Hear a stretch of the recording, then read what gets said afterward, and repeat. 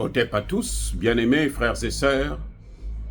Eh bien, comme il fallait s'y attendre, les États-Unis ont répondu au Niger. La réponse du Niger, des États-Unis au Niger, elle est caractérisée par une colère exceptionnelle, puisque un petit pays, un pays qui n'a pas d'argent, un pays pauvre, qu'ils ont appauvri depuis qu'ils ont rencontré l'Afrique, qui vient aujourd'hui, qui dit au maître, non, stop, quitte chez moi, sors de chez moi, va-t'en. Ils trouvent que c'est pas possible. C'est pas normal. Ils sont fâchés. Ils sont fâchés, ils vont sortir un communiqué. Le secrétariat d'État répond. Qu'est-ce qu'il dit? Il fait croire au monde entier que le Niger est en train de prendre une trajectoire dangereuse. Une trajectoire dangereuse. Parce que le Niger complote avec des puissances hostiles à l'Amérique. Le Niger aurait signé des accords avec la Russie pour le commerce. Et ils font même le commerce des mercenaires. Et ils auraient signé des accords avec l'Iran, l'exploitation de l'uranium. Voilà ce que les Américains disent. La réponse des Américains. Donc, ce que ils essaient, c'est-à-dire que le communiqué du Niger, ils ne l'ont pas entendu, ils n'ont pas compris, ils ne l'ont pas reçu. Le message n'a pas été bien reçu. Mais en fait, ils ont bien compris le message. Ils savent que l'Afrique a compris, les Africains ont compris.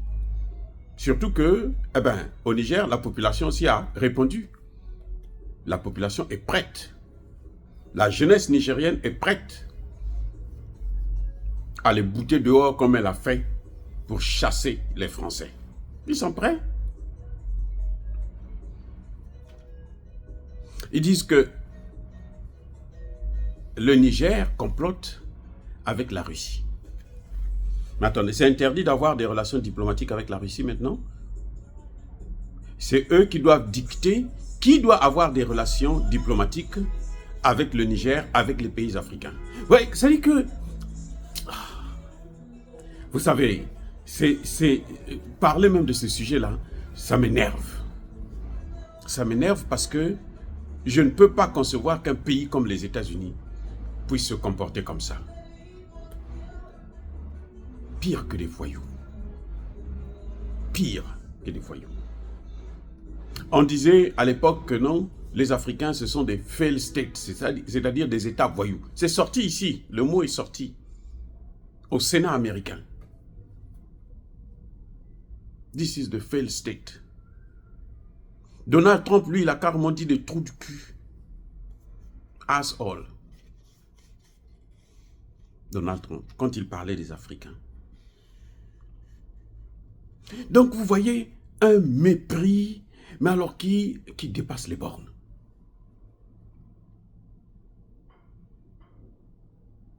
Le Niger, pour traiter avec la Russie, doit passer par les États-Unis, doit demander l'autorisation des États-Unis.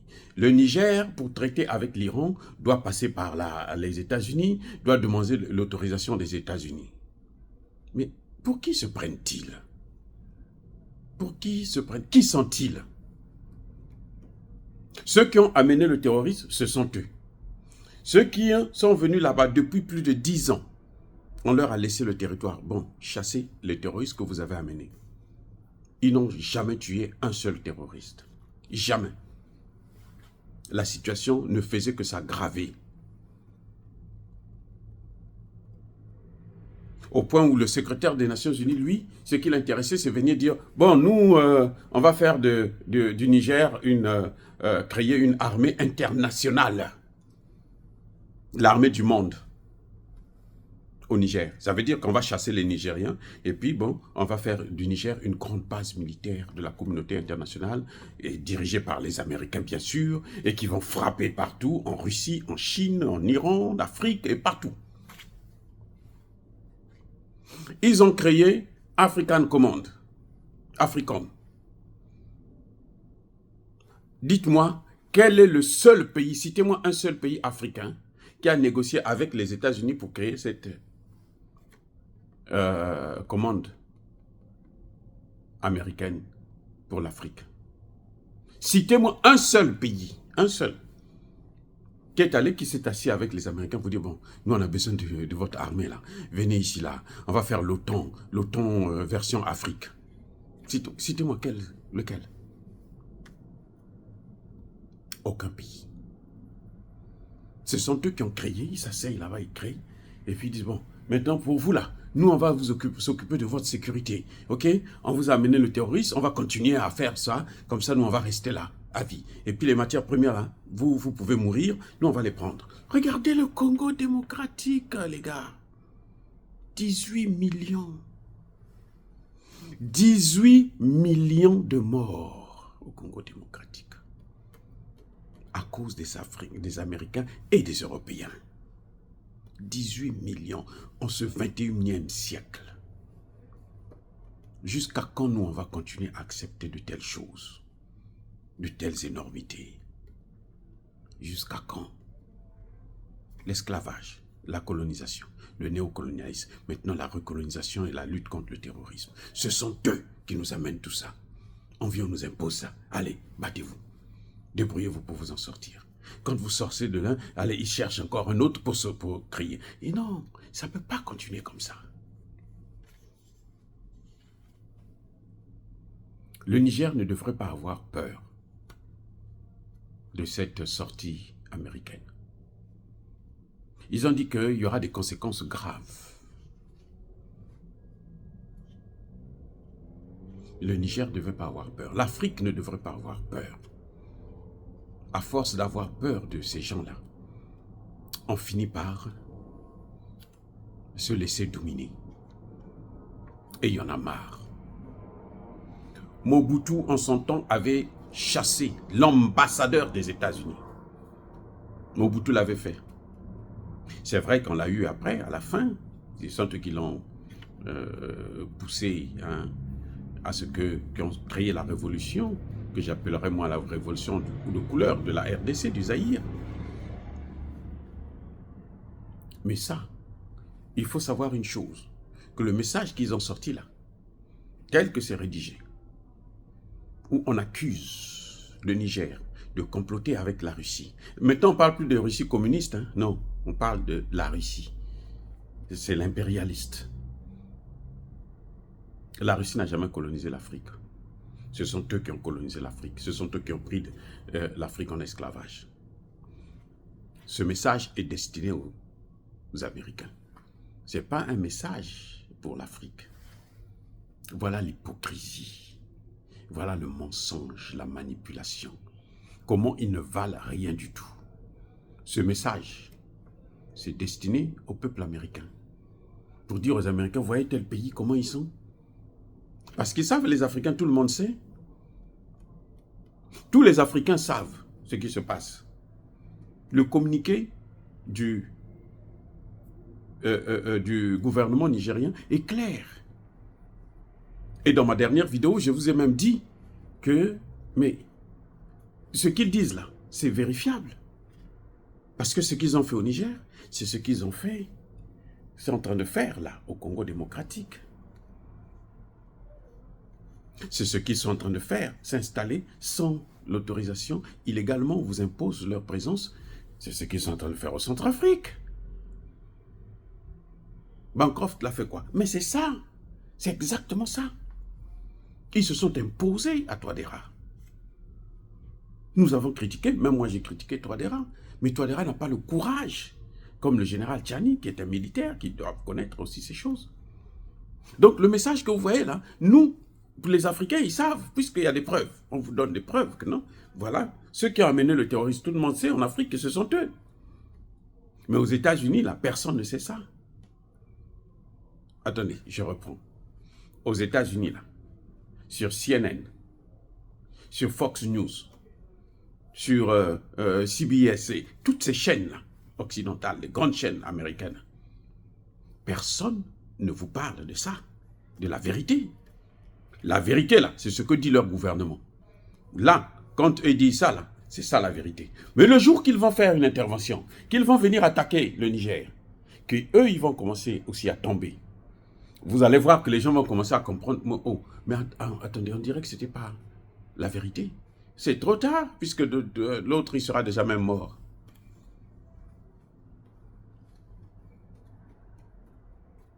Donc, les Africains ne devraient pas avoir peur. Ce que je souhaite, c'est que le Mali et le Burkina Faso puissent être solidaires, puissent manifester ouvertement leur solidarité au Niger, comme ils l'ont fait pendant la guerre, quand ils voulaient faire la guerre de la CEDEAO. Ce n'était pas la CEDEAO, en fait, c'était la France et les États-Unis qui allaient attaquer. Vous voyez, il faut qu'ils manifestent leur solidarité. Ça, c'est un. Deux, il faut que le Burkina Faso et le Mali puissent éviter les États-Unis. Attendez, je reprends. On ne demande pas de suspendre les relations diplomatiques, ok. Mais éviter d'aller prendre l'argent à la Banque mondiale, au FMI ou aux États-Unis. Il y a des gens, quand les États-Unis vont venir dire, bon, je donne 1 milliard au Mali. Parce qu'ils sont prêts à casquer des milliards. Hein. Même si c'est 5 milliards, ils vont donner. Parce qu'ils ont besoin de la tête du Niger. Pas la tête de Tiani, ils ont besoin de la tête du Niger. Et quand ils vont couper la tête du Niger, ils vont s'attaquer à la tête du Mali et du Burkina Faso. Mais comment vont-ils procéder? Ils vont procéder par l'argent, la corruption. Ils vont chercher à donner beaucoup d'argent aux Américains, aux Burkinabés et aux Maliens. Et vous allez voir des fameux panafricanistes bidons qui vont se réjouir. Oh, les Américains ont dit qu'ils vont nous aider. Et les Américains, vous voulez vivre de l'aide là. Ça veut dire que vous voulez vivre dans l'esclavage. Quelqu'un qui est indépendant ne vit pas de l'aide. Attendez, je reprends. Dans votre famille là, vous avez une femme, vous avez des enfants. Si vous voulez être indépendant, là, vous ne devez même pas aller chez votre grand frère pour vous donner l'argent pour nourrir votre propre femme et vos enfants. Si vous le faites, c'est que vous n'êtes pas indépendant. Vous dépendez de lui. Ils n'ont pas à vous aider. Vous pouvez vous entraider parce que c'est la solidarité africaine, mais vous ne devrez pas dépendre de l'autre. Donc, à partir du moment où, quand ils viennent avec des aides, vous avez vu quand eux, ils sont venus, ils ont donné des motos au Burkina Faso. Les motos là, je vous avais dit non, c'était les motos des terroristes. Mais les armes du Sahel sont en train de le montrer. Ce sont des motos qu'ils distribuaient aux terroristes. Comme le Mali était, le Burkina était très avancé à ce moment, ben ils se sont dit, bon, on ne peut plus donner ça parce qu'on va nous attraper. Donc ils ont pris, ils ont donné au Burkina. Ce sont ce genre de choses-là, ce que les gens appellent aide là. C'est ça qui va nous tuer. Si on veut de l'aide, ça va nous tuer. Le Burkina Faso aujourd'hui est en train de faire un travail énorme. Donc c'est le Burkina et le Mali qui doivent maintenant rentrer dans le jeu. Comprendre que l'ennemi du Sahel, c'est les États-Unis maintenant. La France a échoué, maintenant les États-Unis vont prendre le relais. Il faut avoir la même fermeté. Eh oui. La même fermeté que vous avez eue avec la France. C'est ça qui va nous sortir de là. Il faut les laisser passer par la Côte d'Ivoire, le Bénin, le Nigeria et autres. Le Nigeria, je crois que le peu de leçons qu'il a vu là, le peu de temps qu'il a passé, maintenant le Nigeria, la lutte contre le terrorisme, on fait que faire des enlèvements là. Donc le Nigeria devrait s'occuper de ça. S'il se lance là pour aider les Américains dans le cas du Niger, vous allez voir, ça va reprendre, ça va être encore plus grave. Et ils ne vont pas contrôler la situation. Eh oui. La Côte d'Ivoire, s'il passe par la Côte d'Ivoire ou par le Bénin, ne soyez pas surpris qu'il y ait des coups d'État dans ces pays. Ne soyez pas surpris que ça déstabilise ces pays-là eux-mêmes. Que les pouvoirs là puissent sauter.